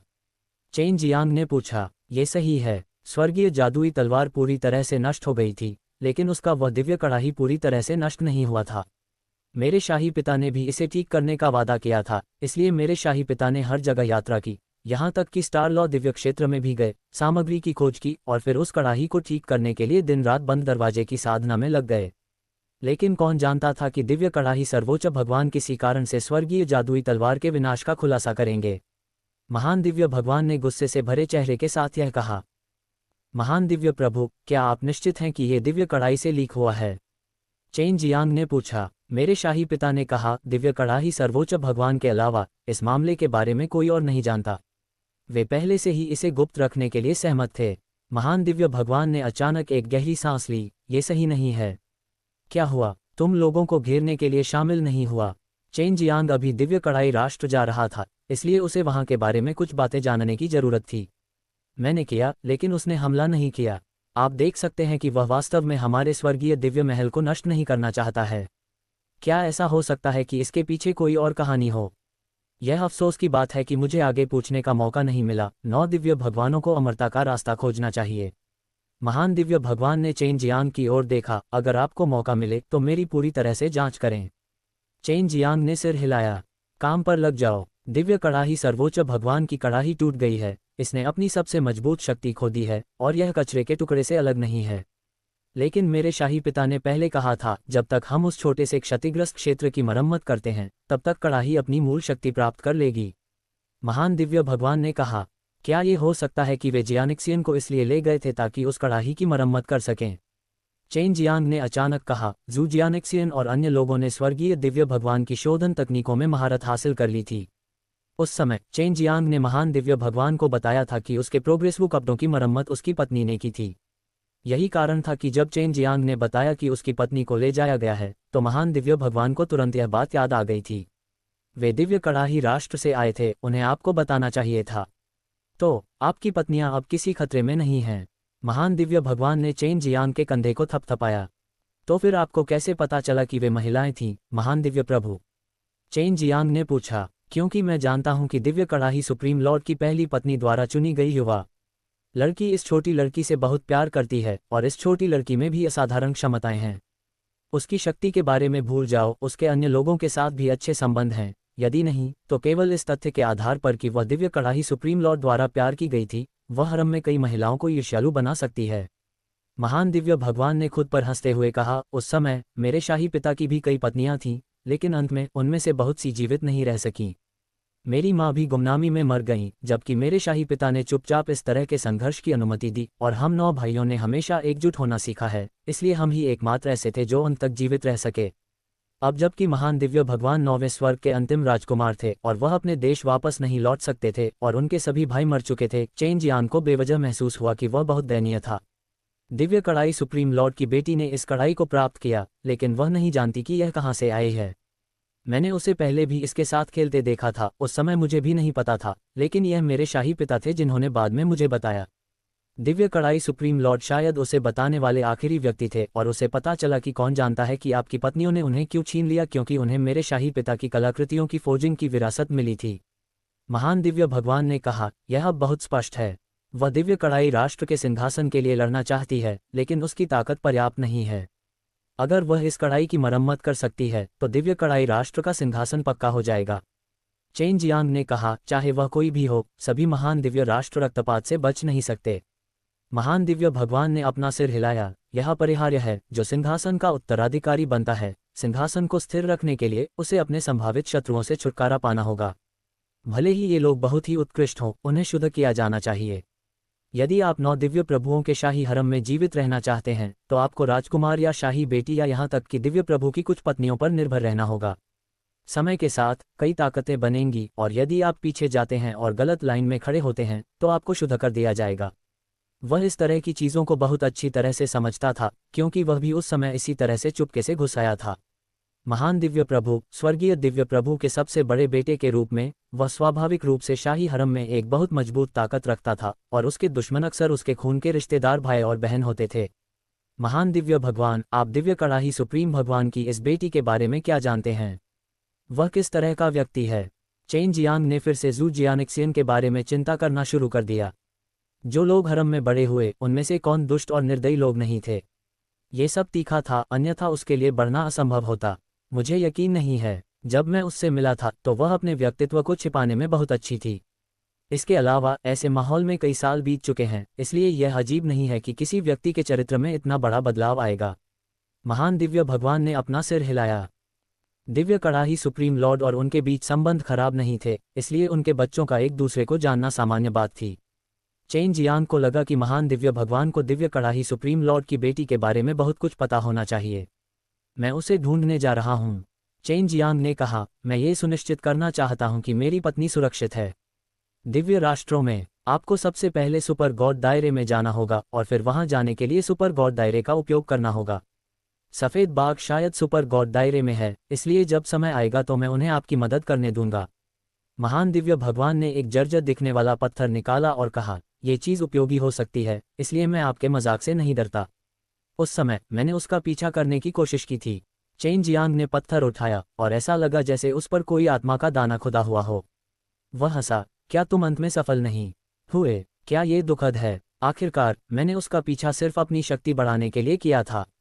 आखिरकार वह उस समय 10 दिव्य राष्ट्रों की प्रसिद्ध शाही बेटी भी थी, और चाहे उसे यह पसंद हो या न हो, एक पुरुष के रूप में वह उसके जैसी उत्कृष्ट महिला को पकड़ना चाहता था। यह उसकी अपनी ताकत दिखाने के बराबर था। महान दिव्य भगवान ने भयावह हंसी हंसी। चेन जियांग ने एक ही नज़र में बता दिया कि वह इस क्षेत्र में एक विशेषज्ञ था। हालांकि वह सफल नहीं हुई, फिर भी हमारे बीच थोड़ी दोस्ती है। उम्मीद है उसे अभी भी यह याद है। महान दिव्य भगवान ने आह भरी। ये कुछ ऐसा है जो बहुत समय पहले हुआ था और अब केवल मुझे ही याद है। उसे अब मुझसे बहुत अधिक मजबूत होना चाहिए और वह समय बीतने के साथ जल्द ही इस दुनिया से गायब हो जाएगा। महान दिव्य प्रभु, आपको हमेशा जीने का रास्ता खोजना होगा, हार मत मानो, चेन जियांग ने कहा। महान दिव्य भगवान ने शांति से मुस्कुराते हुए कहा, अब इस दुनिया के लिए मेरे मन में कोई भावना नहीं बची है। इस स्वर्गीय दिव्य भगवान को बनाने का सबसे बड़ा कारण ये स्मृति याद रखना है। क्या तुम वापस नहीं जाना चाहते? चेन जियांग की आवाज़ थोड़ी ऊंची थी और उसकी भावनाएं जाग उठीं। मैं चाहता हूँ, लेकिन समय मुझे नहीं छोड़ता। मैं समय को नहीं हरा सकता। महान दिव्य भगवान ने आह भरी। मेरे 8 भाइयों ने अपने देश को फिर से स्थापित करने की सारी उम्मीदें मुझ पर लगा रखी हैं, लेकिन मैं ऐसा करने में असमर्थ हूँ। मैं तुम्हारी मदद करूंगा। चेन जियांग ने उसके कंधे पर दबाव डाला और दृढ़ता से वे 3 शब्द कहे। हालांकि वह उस समय मजबूत नहीं था, लेकिन उसे लगा कि वह ये कहने के योग्य है। मैं तुम्हें इसके बारे में तब बताऊंगा जब मैं अपनी पत्नी को बचा लूंगा। चेन जियांग खड़ा हो गया। अपने विकास की प्रक्रिया में वह 9 दिव्य राजाओं और खुद दोनों से अभिन्न रूप से जुड़ा हुआ था। वह महान दिव्य भगवान को इस तरह अवसाद में डूबते हुए नहीं देख सकता था। महान दिव्य भगवान ने कुछ नहीं कहा, उन्होंने केवल चेन जियांग को कृतज्ञता भरी निगाहों से देखा। उन्हें बहुत स्पष्ट था कि अगर उन्होंने ये 2 शब्द कहे तो चेन जियांग को किस तरह का भारी दबाव झेलना पड़ेगा। क्या तुम जानना चाहते हो कि मैं इस महिला की इतनी परवाह क्यों करता हूँ? मैं उससे प्यार नहीं करता, मैं उसे पसंद नहीं करता, मैं उससे नफरत भी करता हूँ। महान दिव्य भगवान ने चेन जियांग के हाथ में पत्थर को देखा। ये पत्थर स्पष्ट रूप से उनके और दिव्य कड़ाही सुप्रीम लॉर्ड की बेटी की ओर से एक यादगार वस्तु थी। हाँ, महान दिव्य भगवान ने खुद पर हंसते हुए कहा, क्योंकि वह एक ऐसी महिला है जिसे मैं नीचे नहीं गिरा सकता, इसलिए मेरे मन में उसके बारे में गहरी छाप है। हालांकि मुझे उन महिलाओं में से एक भी याद नहीं है जो मुझ पर खुद को फेंकती थीं, ये वास्तव में विडंबना है। महान दिव्य प्रभु, चेन जियांग को महान दिव्य प्रभु ने अपना हाथ उठाकर बाधित किया। मेरा पूरा नाम जियू कैंगहाई है। भले ही मुझे ये नाम पसंद न हो, लेकिन यह मुझे मेरे शाही पिता ने दिया था। भले ही मुझे ये नाम पसंद न हो, लेकिन मैं इसे स्वीकार कर सकता हूँ। जियू कैंगहाई ने हंसते हुए कहा, आप मुझे बिग ब्रदर कैंगहाई कह सकते हैं, लेकिन अगर यहाँ दूसरे लोग हैं तो आप मुझे ऐसा नहीं कह सकते। यहाँ तक कि फैंग यूजी और जियू हनरू भी उसका नाम नहीं जानते थे, इसलिए ये देखा जा सकता था कि उसे यह नाम बहुत पसंद नहीं था, इसलिए उसने यह नहीं कहा। मैं तुम्हें सुपर गॉड दायरे में भेजूंगा। यदि तुम वहां बहुत लंबे समय तक रहे तो तुम 9 स्वर्ग दुनिया को बहुत जल्दी सुपर गॉड दायरे पर कब्जा करते हुए देख पाओगे। जियू कैंगहाई ने अपनी ऊर्जा को प्रवाहित किया और एक आयामी दरवाजा खोला। चलो चलें। जब आप दिव्य कड़ाही राष्ट्र की ओर जा रहे हैं तो आपको सावधान रहना चाहिए और उसके शरीर पर वर्जित जादू को उजागर नहीं करना चाहिए। जियू कैंगहाई ने कहा, मुझे समझ आ गया। चेन जियांग ने कहा, मैं यूए एर को ढूंढने जा रहा हूँ। उसके साथ रहने से मुझे ज्यादा सहजता महसूस होगी। चेन जियांग ने तुरंत सैकड़ों फूलों के गांव में टेलीपोर्ट किया, यूए एर को ढूंढा, यहाँ वापस आया और उस स्थानिक द्वार में कदम रखा। पलक झपकते ही चेन जियांग एक बार फिर सुपर गॉड दायरे में आ गया था। यूएर, गॉड बीस्ट माउंटेन कहाँ है? चेन जियांग ने यूएर को देखते हुए पूछा, जो उसकी बाहों में थी। यूएर, जो गहरी नींद में सो रही थी, अचानक उसके द्वारा पकड़ ली गई, और इससे पहले कि वह समझ पाती कि क्या हो रहा है, वह पहले से ही सुपर गॉड दायरे में थी। यह क्या हुआ? यूएर की नाक हिल गई, जैसे कि उसने पहले ही महसूस कर लिया था कि यह सुपर गॉड दायरा था। बहुत सी चीजें हो चुकी हैं, मैं दिव्य राष्ट्रों की यात्रा करना चाहता हूँ, इसलिए मुझे गॉड बीस्ट माउंटेन जाना है। मुझे वहां भेजने के लिए व्हाइट टाइगर और अन्य लोगों की मदद की जरूरत है। जैसे ही चेन जियांग ने बोलना समाप्त किया, उसके ऊपर आत्मा के दानों का एक समूह प्रकट हुआ। वे जल्दी से एक बड़े समूह में एकत्र हो गए। एक बुजुर्ग गिर गया। मास्टर, जैसे ही चेन जियांग ने चिल्लाना समाप्त किया, उसे एहसास हुआ कि उसने अपनी गलती स्वीकार कर ली है। यह उसका मालिक हुआंग जिनतियन नहीं था, बल्कि उसका भाई हुआंग यांतियन था। वे दोनों एक दूसरे से बहुत मिलते जुलते थे। वे बिल्कुल एक जैसे दिखते थे और उनका व्यक्तित्व भी एक जैसा था। चाचा, चेन जियांग ने फिर चिल्लाकर कहा। हालांकि वह हुआंग जिनतियन नहीं था, फिर भी उसे सुखद आश्चर्य हुआ। आप यहाँ क्यों हैं? क्या तुम्हें ढूंढना आसान नहीं है, बच्चे? मैं पहले से ही एक गिनती से जानता हूँ कि तुम कहाँ हो। मुझे तुमसे कुछ बात करनी थी, लेकिन चूंकि तुम पहले 9 स्वर्ग दुनिया में थे, इसलिए मैं वहां जाने के लिए बहुत आलसी था। इसलिए जैसे ही तुम यहाँ दिखाई दिए, मैं तुरंत चला आया। हुआंग यानटियन ने कहा, यह निश्चित रूप से कोई बड़ी बात नहीं है, अन्यथा तुम मेरा इंतजार नहीं कर रहे होते। चेन जियांग ने अपने होठों को सिकुड़ते हुए कहा, तुमने यहाँ लंबे समय तक मेरा इंतजार किया होगा। यहाँ तक बोलते बोलते चेन जियांग को आखिरकार याद आ गया कि वहाँ का समय यहाँ से अलग था। उसे यहाँ ज्यादा समय नहीं रहना चाहिए था। ये केवल कुछ दिनों के लिए है। मैं विचार कर रहा था कि मुझे 9 स्वर्ग दुनिया में जाना चाहिए या नहीं। मुझे उम्मीद नहीं थी कि आप आएंगे। ठीक है, आप यहाँ क्या कर रहे हैं? क्या ये रहने के लिए एक अच्छी जगह नहीं है? हुआंग यानटियन ने पूछा और फिर यूए एर को छुआ। अभी वह पहले से ही जानता था कि यूए एर उससे संबंधित थी। मैं दिव्य कड़ाही राष्ट्र जा रहा हूँ, क्या तुम मुझे वहां ले जा सकते हो? वरिष्ठ मास्टर मेरे मास्टर से अधिक शक्तिशाली होंगे, इसलिए इतना छोटा मामला आपके लिए वास्तव में आसान होना चाहिए। चेन जियांग हंसा। बकवास, इस तरह की बात मेरे लिए सांस लेने जितनी आसान है। क्या ये दिव्य राष्ट्र में जाना नहीं है? ये कितना कठिन था। मेरे उस निकम्मे भाई को वहां पहुंचने के लिए निश्चित रूप से बहुत परेशानी से गुजरना पड़ा होगा। हुआंग यानटियन ने तुरंत नाक भान सिकुड़ी और गर्व से कहा, ठीक है, दिव्य कड़ाही राष्ट्र में जाने में लगभग 5 घंटे लगेंगे। हुआंग यानटियन ने एक बड़ा बेसिन निकाला। ये नहाने के लिए लकड़ी के शेड जैसा लग रहा था। ये कुछ लोगों के बैठने के लिए पर्याप्त बड़ा था। यह क्या है? यह इतना शक्तिशाली नहीं लगता है। चेन जियांग ने बीच में कहा, शक्तिशाली नहीं, ये स्काई स्पिल डिवाइन प्लेट है। ये थोड़ा अजीब लग रहा है, लेकिन यह वास्तव में बहुत शक्तिशाली है। हुआंग यानटियन ने गर्व से कहा, शांत हो जाओ, जाने के लिए तैयार हो जाओ। फिर उसने दिव्य डिस्क को सक्रिय किया। एक बार जब डिस्क ने एक हवाई ढाल बना ली तो वह धीरे धीरे ऊपर उठी और फिर आकाश में उड़ गई। जैसे ही चेन जियांग उस बेसिन जैसी वस्तु के अंदर बैठा, उसे नहाने के लिए उसमें पानी भरने की इच्छा हुई। क्या दिव्य कढ़ाई राष्ट्र यहाँ से बहुत दूर है? वरिष्ठ मास्टर की ताकत के साथ आपको वास्तव में वहां पहुंचने में इतना लंबा समय लगा। जब चेन जियांग बोल रहा था तो चारों ओर अंधेरा छा गया और दूरी में एक विशाल आग का गोला तेज रोशनी छोड़ रहा था। ये चिलचिलाती धूप थी और वे पहले से ही जमीन से बहुत दूर थे। कुछ घंटों को तेज माना जाता है। अगर आप खुद दिव्य कढ़ाई राष्ट्र में जाते हैं तो आप शायद कुछ दिनों में भी वहां नहीं पहुंच पाएंगे। हुआंग यानटियन ने आकाश में प्रकाश के एक छोटे से बिंदु की ओर इशारा करते हुए कहा, दिव्य कढ़ाई राष्ट्र उस विशाल तारे के ठीक ऊपर है। चेन जियांग ने अपना सिर उस दिशा में घुमाया जिस ओर वह इशारा कर रहा था। उसे यह बिल्कुल भी पता नहीं था कि वह उस तारे के बारे में बात कर रहा था, क्योंकि वहां एक बहुत बड़ा घनी तरह से भरा हुआ तारा था। वरिष्ठ गुरु, क्या आप दिव्य कढ़ाई राष्ट्र को समझते हैं? क्या आप पहले स्वर्गीय अग्नि दिव्य देश नहीं गए थे? चेन जियांग ने पूछा। चूंकि हुआंग यानटियन को पता था कि दिव्य कढ़ाई राष्ट्र में कैसे जाना है, तो उसे दिव्य कढ़ाई के बारे में अधिक जानकारी होनी चाहिए। मैं वहां सिर्फ एक बार गया हूं और यह सुपर गॉड रियल्म से अलग नहीं है। बस फर्क यह है कि वहां ज्यादा विशेषज्ञ हैं और उनके पास बहुत ज्यादा संसाधन हैं। ये सुपर गॉड रियल्म से बेहतर है। हुआंग यानटियन ने कहा, आप दिव्य कढ़ाई राष्ट्र में क्यों जा रहे हैं? हुआंग यानटियन ने पहले तो नहीं पूछा, लेकिन जब उसने देखा कि चेन जियांग दिव्य कढ़ाई राष्ट्र में जाने की जल्दी में है, तो उसने अपनी शक्तिशाली स्काईस्पिल दिव्य प्लेट निकाली। अब वह कुछ हद तक उत्सुक भी था। मेरी पत्नी को ले जाया गया है, मैं उन्हें बचाने जा रहा हूँ। चेन जियांग ने असहायता और गुस्से से भरे चेहरे के साथ कहा, ये लोग मेरी पत्नी को ले जा रहे हैं, मैं उनसे अभी नहीं मिला हूँ। बहुत गंभीर, क्या तुम मुझे विस्तार से बता सकते हो? हुआंग यानटियन ने पूछा, क्या तुम जानते हो कि तुम्हारी पत्नी को कौन ले गया? कोई तो दिशा होगी। दिव्य कढ़ाई राष्ट्र बहुत बड़ा है और इसमें कई बड़ी और छोटी ताकतें हैं। यह एक महिला है और इसे दिव्य कढ़ाई राष्ट्र के महान सम्राट की बेटियों में से एक होना चाहिए। मैंने सुना है कि उसके पास काफी अच्छी शक्ति है और उसे दिव्य कढ़ाई राष्ट्र के सिंहासन के लिए लड़ने का मौका है। चेन जियांग ने कहा। ओह, हुआंग यानटियन ने भौहें से कुर्नी, अगर ऐसा है तो ये भी एक उपयोगी सुराग है, लेकिन आपको स्पष्ट होना चाहिए, उनके जैसे लोगों तक आसानी से नहीं पहुंचा जा सकता। सम्राट के पद के लिए लड़ने में सक्षम होने के लिए वे सभी शिखर के करीब अस्तित्व हैं। सबसे कमजोर भगवान राजा होगा। यूएर ने पूछा, दिव्य राजा के पास आमतौर पर कितने दिव्य देवता होते हैं? हुआंग यानटियन ने कुछ देर सोचा, कम से कम 70 दिव्य देवता। लेकिन यह मत सोचो कि दिव्य राजा पहले से ही बहुत शक्तिशाली है। दिव्य राष्ट्रों में दिव्य भगवान के नीचे दिव्य राजा सबसे मजबूत नहीं है। दिव्य राजाओं को आमतौर पर दिव्य राष्ट्रों के भीतर सील कर दिया जाता है।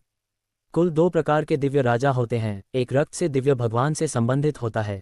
एक निश्चित स्तर की ताकत तक पहुंचने के बाद कोई दिव्य भगवान के व्यक्तिगत मूल्यांकन को पास कर सकता है और शीर्षक और क्षेत्र प्राप्त कर सकता है और दिव्य राजा बन सकता है। दूसरा विकल्प एक निश्चित स्तर की ताकत तक पहुंचने के बाद दिव्य राष्ट्रों के प्रति वफादार होना और दिव्य राजा बनने के लिए दिव्य राष्ट्रों की परीक्षा पास करना था। इन 2 प्रकार के दिव्य राजाओं के बीच बहुत अंतर नहीं था। आमतौर पर उन्हें पहले, दूसरे और तीसरे रैंक में विभाजित किया गया था। उनमें से पहले स्तर का दिव्य राजा सबसे मजबूत होता है और उसके पास कम से कम 90 दिव्य देवता होने चाहिए। चेन जियांग ने कभी नहीं सोचा था कि जियू कैंगहाई, यह महान दिव्य भगवान, इतना शक्तिशाली होगा कि उसके पास पहले से ही 90 दिव्य देवता हैं।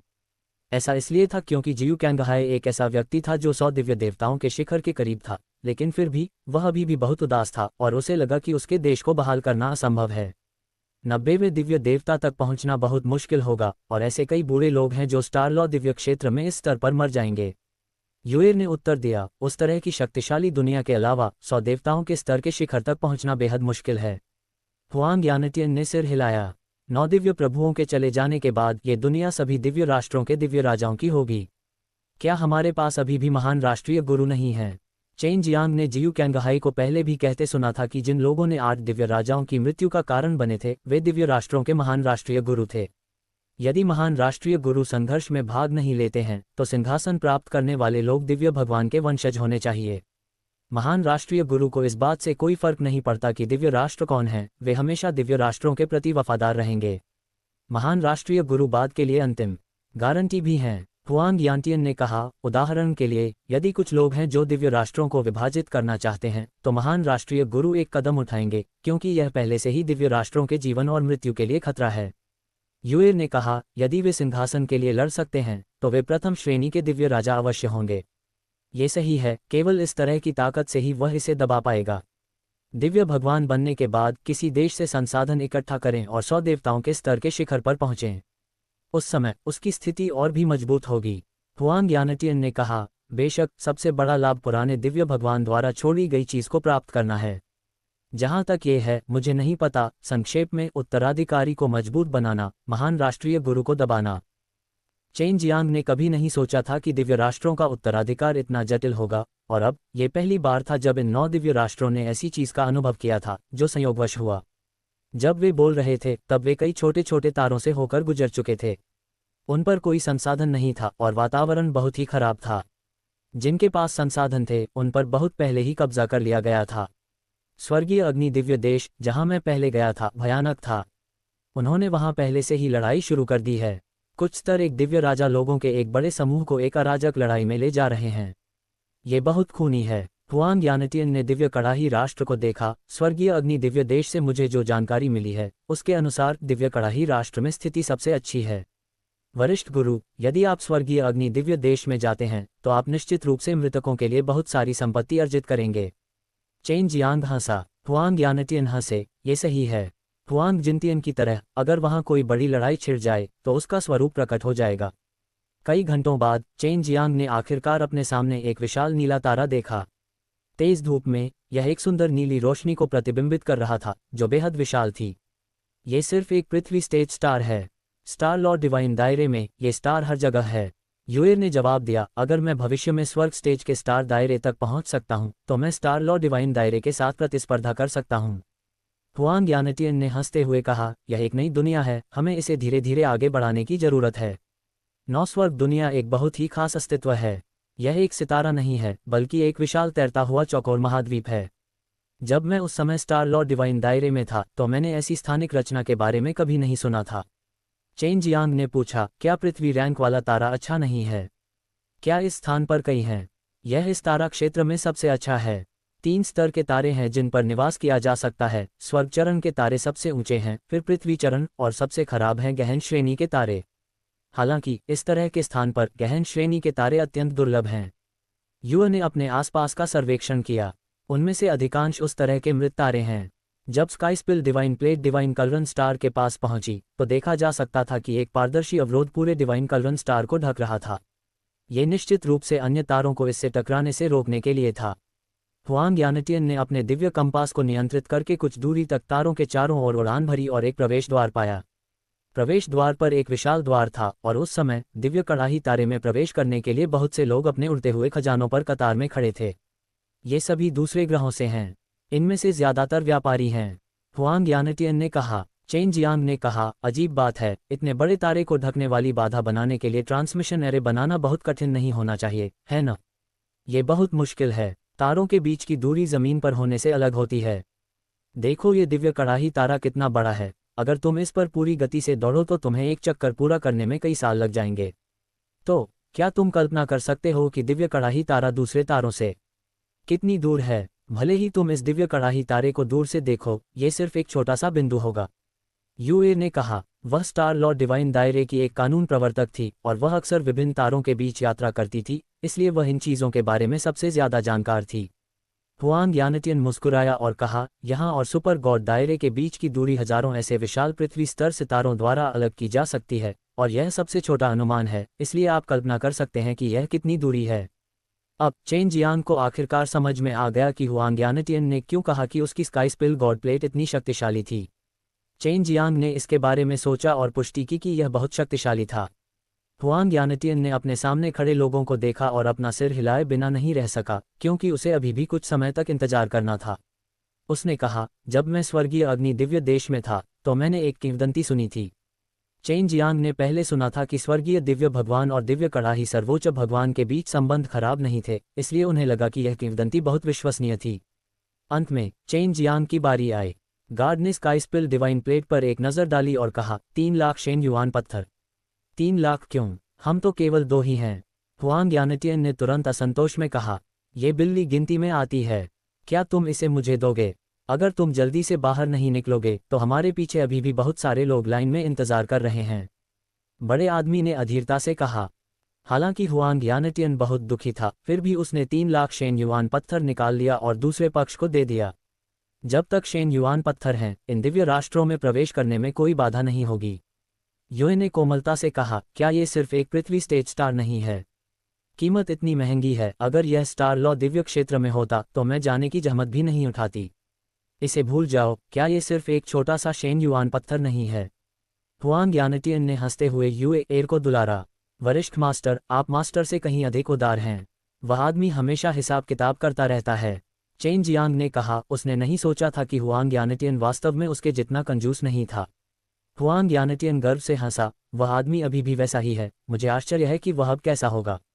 जमीन पर उतरते हुए हुआंग यानटियन चेन जियांग को निकटतम शहर में ले गया। शहर के द्वार में प्रवेश करने के बाद उसने 20,000 शेन युआन पत्थर का भुगतान किया और फिर ट्रांसमिशन सरणी की ओर चला गया। दिव्य तिपाई शाही शहर में आप दोनों के शहर में प्रवेश करने के लिए स्थानांतरण शुल्क कुल 4 लाख होगा और इस बिल्ली की कीमत 1 लाख होगी, कुल मिलाकर 5 लाख। बूढ़े आदमी ने युए एर को देखा जो चेन जियांग की बाहों में थी और चिल्लाया।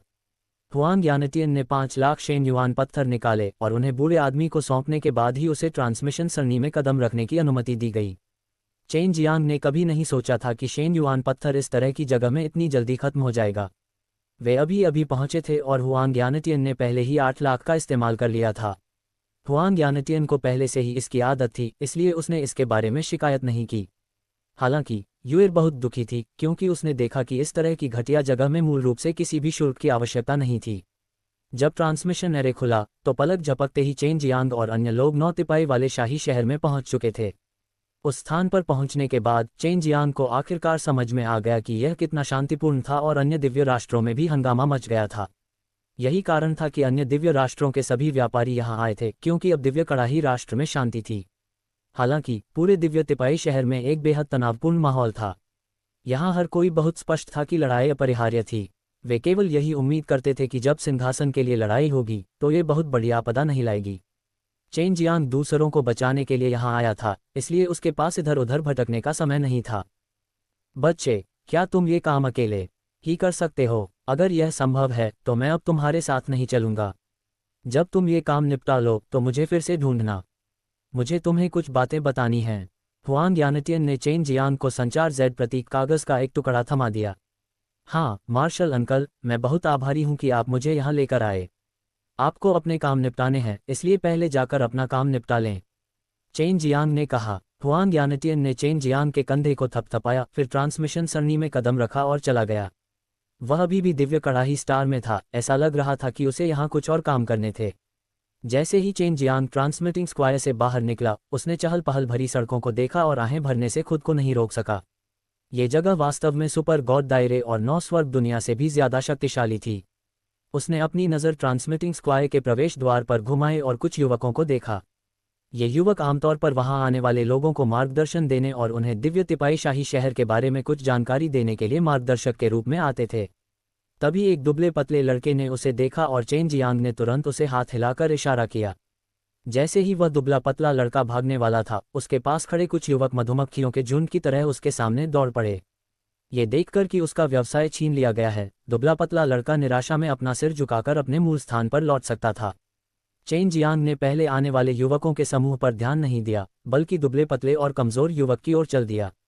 वह बता सकता था कि भले ही यह युवक छोटा और दुबला पतला दिख रहा था, फिर भी वह बहुत तेज तर्रार था, अन्यथा उसे यह पता ही नहीं चलता कि उसे सबसे पहले एक मार्गदर्शक की जरूरत है।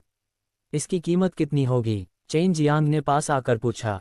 चेन जियांग को आते और कीमत पूछते देख दुबला पतला युवक तुरंत खड़ा हो गया और ताकत के साथ बोला, 1 दिन में 10 शेन युआन पत्थर, 10 दिन में 90। ठीक है, सौदा। चेन जियांग ने उसे देखकर हल्का सा मुस्कुराया। मैं आ डोंग हूँ, आपको मुझे कितने दिनों के लिए ले जाने की आवश्यकता है? किशोर ने विनम्रता से मुस्कुराते हुए जवाब दिया। जब अन्य किशोरों ने ये देखा तो वे तुरंत दौड़े। उनमें से एक थोड़ा मजबूत था और अच्छी तरह से कपड़े पहने हुए था, और उनमें से एक ने कहा, डोंग, तुम यहाँ क्या कर रहे हो? आप दिव्य तिपाई शाही शहर के बारे में कुछ नहीं जानते हैं, जल्दी से चले जाओ, यहाँ खुद को शर्मिंदा मत करो। शुल्क बहुत कम है, कम से कम 1 दिन में 100 शेन युआन पत्थर। क्या आप चाहते हैं कि अन्य लोग सोचें कि हमारे दिव्य तिपाई शहर के गाइड सभी सस्ते हैं? इस युवक ने आडोंग को डांटा, और जैसे ही वह आडोंग को थप्पड़ मारने वाला था, आडोंग ने तुरंत चकमा दे दिया। उसकी प्रतिक्रिया बहुत तेज थी। चेन जियांग ने बहुत तेजी से आगे बढ़ते हुए युवक की कलाई पकड़ ली और ठंडे चेहरे से कहा, ज्यादा दूर मत जाओ, क्या होगा अगर मैं चाहता हूं कि आडोंग मेरा मार्गदर्शक बने? मैं उसे एक दिन में 1000 शेन युआन पत्थर देता हूं, तुम इसके बारे में क्या कर सकते हो?